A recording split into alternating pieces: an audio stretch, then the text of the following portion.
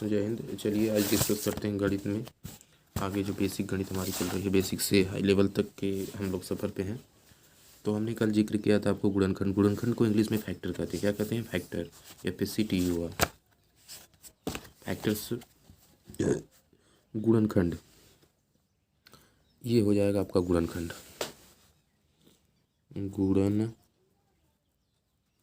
गुणनखंड को फैक्टर कहते हैं, जैसा कि आप देख सकते हैं। बस इसमें समझते जाते हैं, फटाफट आगे सवाल करेंगे हम। थोड़ा सा हर किताब से मैं बता रहा हूँ, पूरा बेसिक हाई लेवल तक सभी सवाल, ताकि सबको पूरा अच्छे से समझ में आए। गुणनखंड देखिए लिखा है, एक उदाहरण लेते हैं 3 × 4।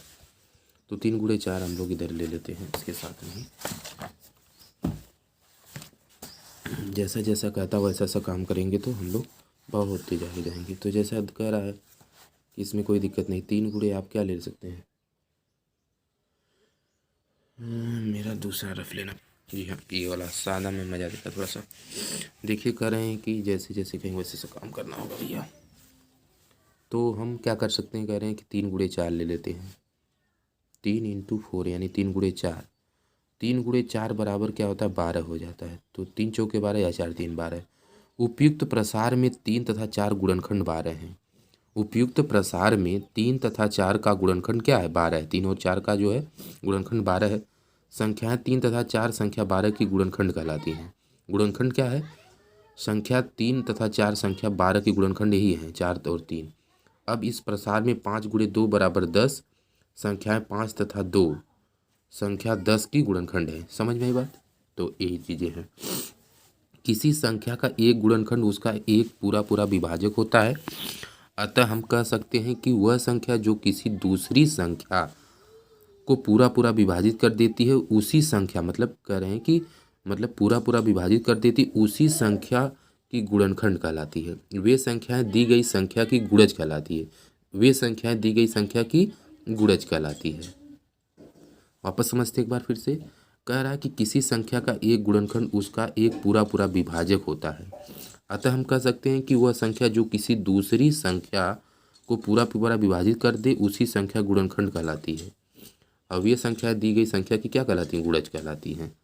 वापस आते हैं उदाहरण के लिए, जैसे 36 को यहाँ पे देखिए, 36 है, 36 को हम भी लिखते चलते हैं, सीखते चलते हैं। 36 को 6 पूरा पूरा विभाजित करता है। अतः 36 का 6 गुणनखंड है। 36 को विभाजित कर रहा है 6, 6 36।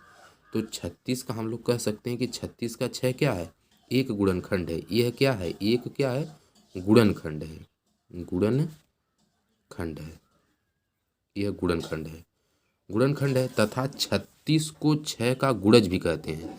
तथा 36 को 6 का, ये 6 को क्या कहते हैं? गुणज भी कहते हैं। वही जो पीछे हमने बात समझते आए हैं, गुणज, गुणज भी कहते हैं। हम जानते हैं कि 9 से भी 36 पूरा पूरा विभाजित हो जाता है।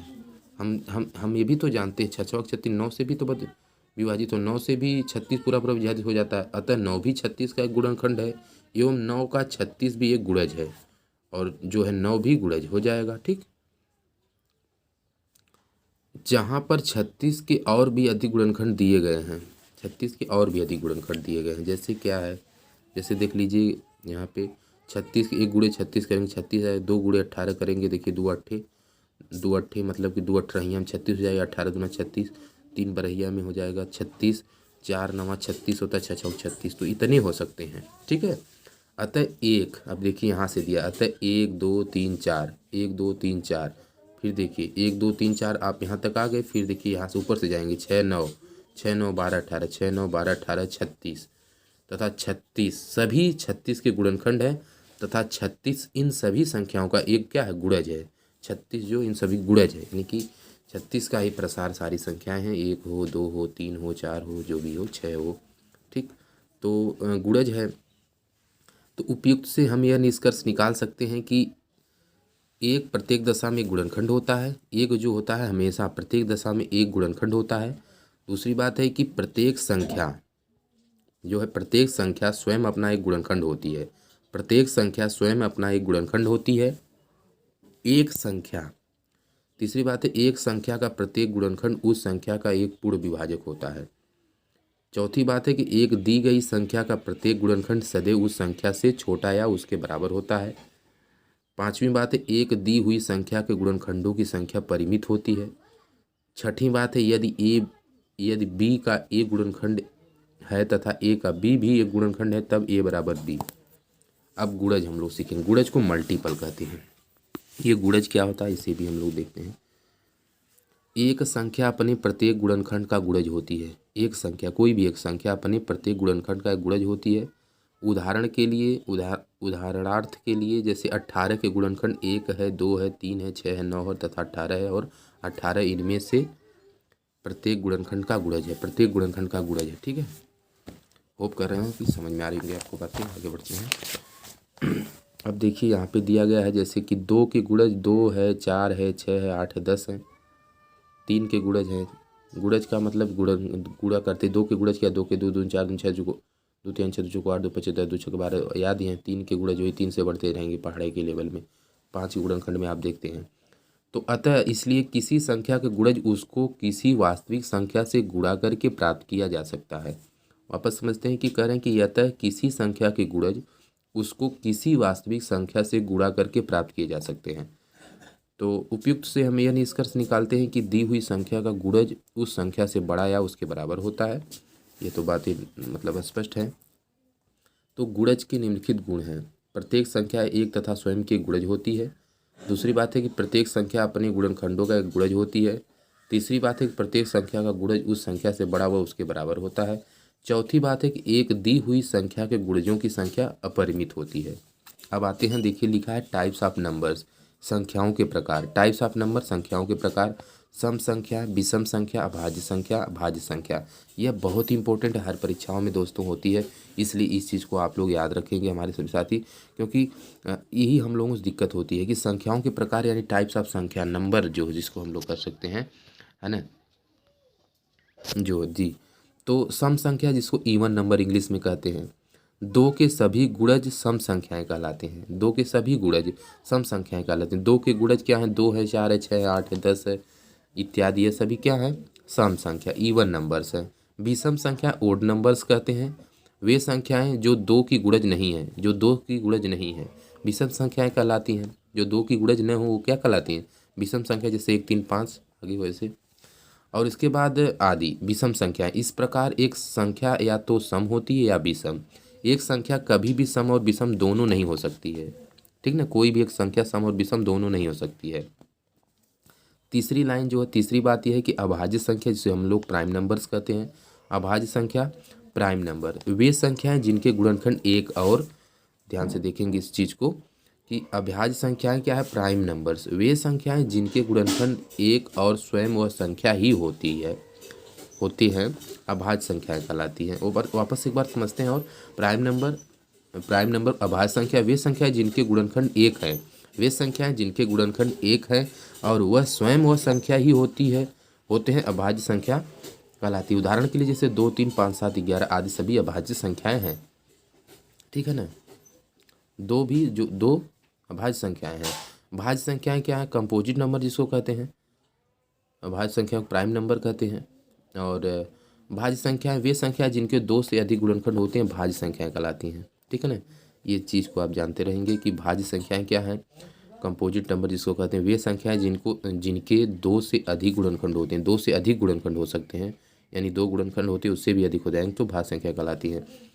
उदाहरण के लिए जैसे 4 के गुणनखंड 1 2 तथा 4 और 6 के गुणनखंड 1 2 3 तथा 6 हैं।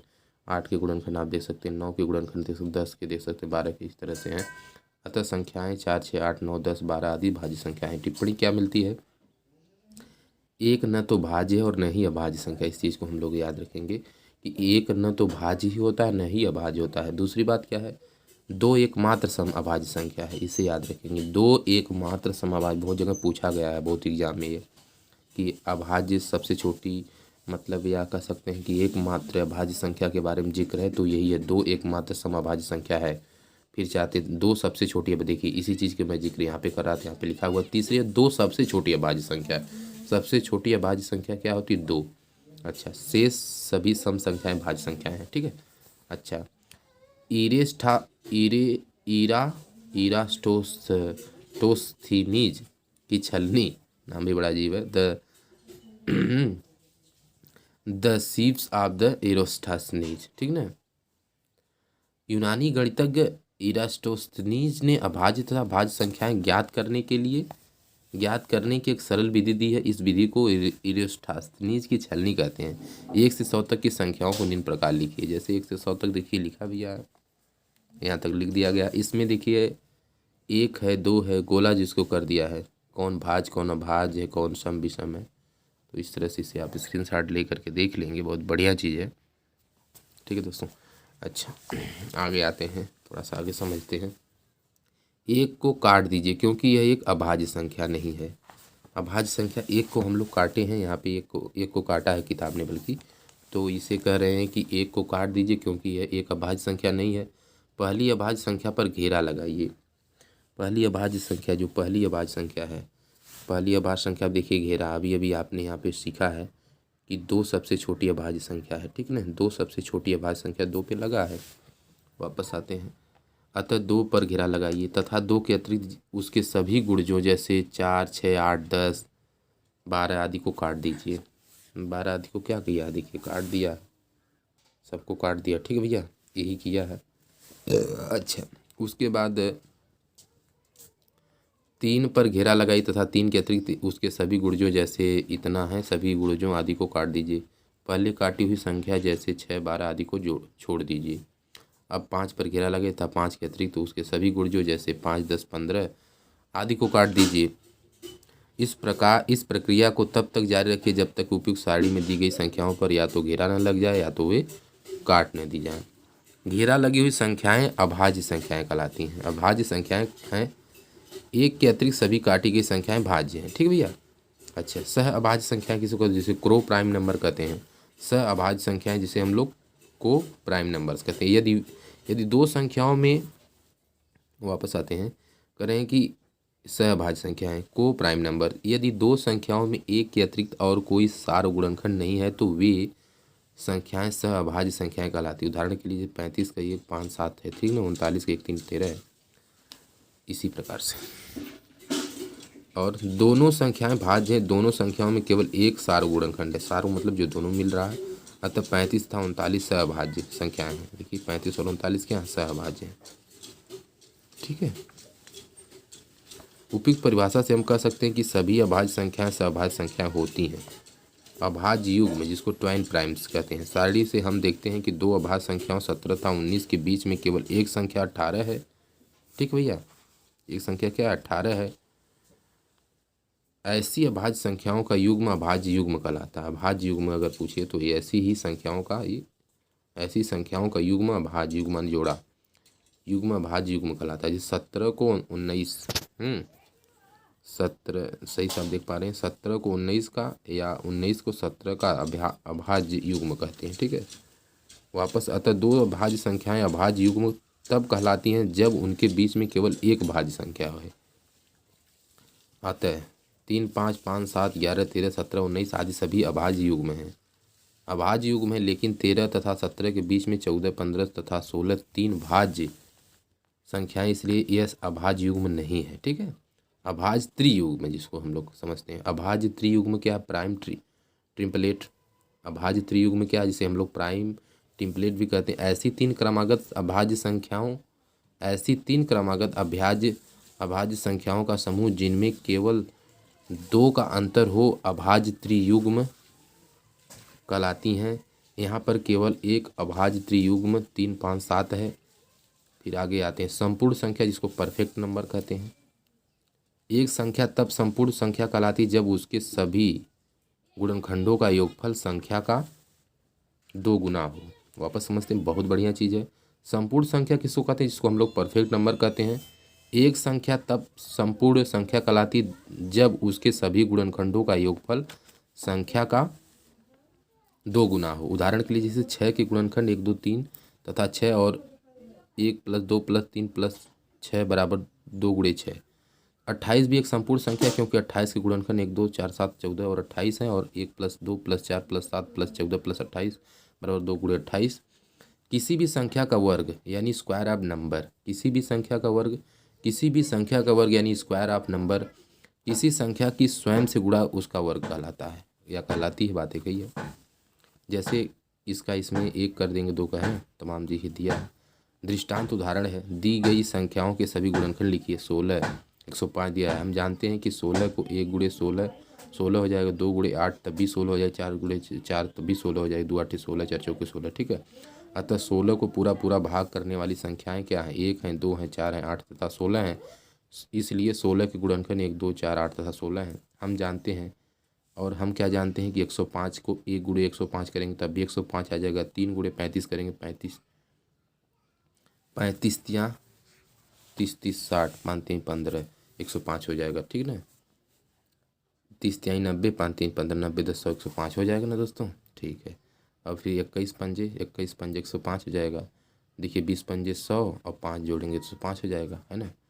15 धाम 150, 15 धाम 150, 15 7 15 15 15 29 15 दिया 15 60 15 75 15 96 15 7 105, 15 7 105 हो जाएगा, ठीक। अतः 105 को पूरा पूरा विभाजित करने वाली संख्या 1 3 5 7 15 21 35 तथा 105 है, ठीक। अच्छा 105 के गुणनखंड 1 3 5 7 15 21 35 तथा 105 है। निम्नलिखित संख्याओं के पहले 5 गुणज लिखिए, ये आप खुद करेंगे 11 और 15 का। और नहीं तो यहाँ पे हल दिया ही है 11 और 15 के। 11 के पहले 5 गुणज निम्न हैं। 11 के 11, 11 गुणे 1, 11 गुणे 2, 11 गुणे 3, 11 गुणे 4, 11 गुणे 5, 11 के 11, 11 दूना 22, 11 3 33, 11 44, 11 25 55 हुई है, ठीक ना। 15 के पहले 5 गुणज क्या है? 15 है, 30 है, 45 है, 60 है और 75 है। तो दी गई संख्याओं को 2 अभाज्य संख्याओं के योगफल के रूप में लिखिए। 40 और 26 दिया। 40 का दी गई संख्याओं को 2 अभाज्य संख्याओं के योगफल के रूप में पूछा है, योगफल के रूप में कह रहा है। तो 40 जो है 3 + 37 यानी 37 3 40, 11 + 29 बराबर 17 + 23, ठीक है। तो 11 + 29 बराबर 17 हो जाएगा। अब मतलब कि हाँ, 40 3 + 37 बराबर 11 + 29 बराबर 17 + 23। 26 को आप लिखेंगे तो 3 गुणे 23, 23 3 26 और 19 7 26 हो जाए, 9 7 15। देखिए 19 7 भी 26 होता है, 23 3 भी 26 होता है, 37 3 40 होता है और 11 में 29 जोड़ेंगे तो 9 1 10 79 लिख 2 और 1 मतलब 2 1 3 1 4 हो जाएगा, 40 हो जाएगा। और 17 3 देखो 7 3 10 79 लिख 4, यानी कि इसको भी जोड़ेंगे 40 होगा, इसको भी जोड़ेंगे 40 होगा, इसको भी जोड़ेंगे 40 होगा। यही चीज़ में किया गया। 26 में जानते हैं 23 3 26, 19 7 26, ठीक। समझ में आ गई होगी सब बातें। सिद्ध कीजिए कि 496 एक संपूर्ण संख्या है। सिद्ध करने के लिए यहाँ पे कह दिया, बहुत बढ़िया सवाल है। 496 गुणनखंड 1 है, 2 है, 4 8 ये सब हैं और सभी गुणनखंडों का योगफल कर लीजिए। देखिए 1 + 2 + 4 सबका योगफल देखिए दोस्तों करेंगे तो कितना आएगा? सबका योगफल आप करते जाइए तो 992, इसको जोड़ें 992, 992 बराबर 2 गुणे 496, 992 बराबर 900, इसलिए 496 एक संपूर्ण संख्या है। तो इतना आ गया बराबर 2 गुणे 496, ठीक। यही है। निम्नलिखित में से कौन सी संख्या अभाज्य संख्या है? 117 127 दी गई संख्या 117, हम देखते हैं कि 117 को 3 से विभाजित किया जा सकता है, अतः यह अभाज्य संख्या नहीं है। दी गई संख्या 127, हम देखते हैं कि 127 को संख्याओं इतना आदि से विभाजित नहीं किया जा सकता है, अतः यह एक अभाज्य संख्या है। अब इसके बाद हम प्रश्नावली आपको बताएंगे, ठीक है।